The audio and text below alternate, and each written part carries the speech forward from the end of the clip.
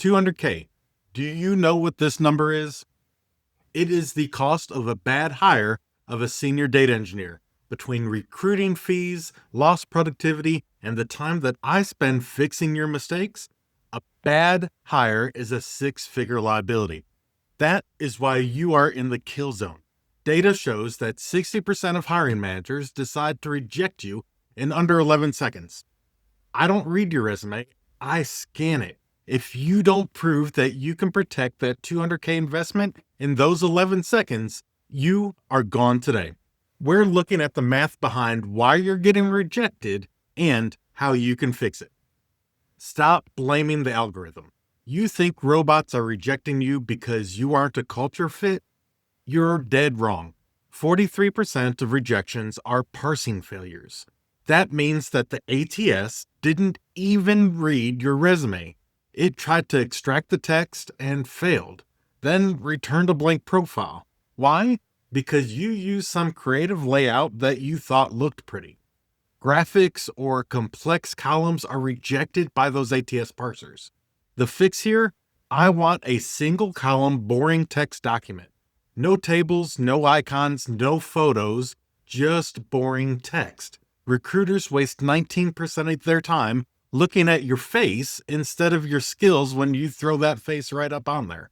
Boring gets read, creative gets thrown into the trash can. Let's talk about the top of your page. If you still have an objective statement saying something like, seeking a challenging role, drop it right now. That is some taker mindset that you learned from 2002. We use a professional summary. Data from the 2025 cycle shows that resumes with summaries receive 340% more callbacks than those with objectives. Why?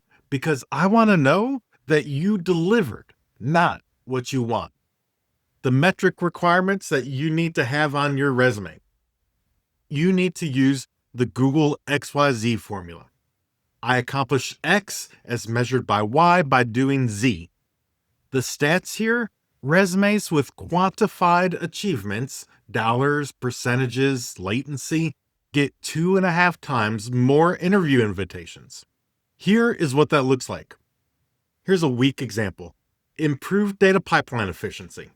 That needs to turn into reduced AWS costs by $12,000 per month by refactoring Kafka streams. Numbers act as visual anchors. They stop the scan and force me to actually read your resume. Now, let's talk about your projects. If I see the Titanic dataset or the Iris flower dataset on your resume, I'm not impressed. I'm annoyed that I had to look at that again, and I just tossed your resume in my trash bin. These are Hello World tutorials. They signal to me that you have some student mindset, not an engineer mindset. 63% of hiring managers cite generic applications like this as major red flags. The solution here? The shadow portfolio. I need to see you handle enterprise complexity. Don't use clean CSVs. Scrape dirty data from an API. Don't just analyze, build a full pipeline. Kafka to Snowflake to Airflow. Show me that you can handle broken schemas and connection timeouts that mitigate my risk. Here is a live audit. Let's look at the red flags in this resume. Here's the visual check.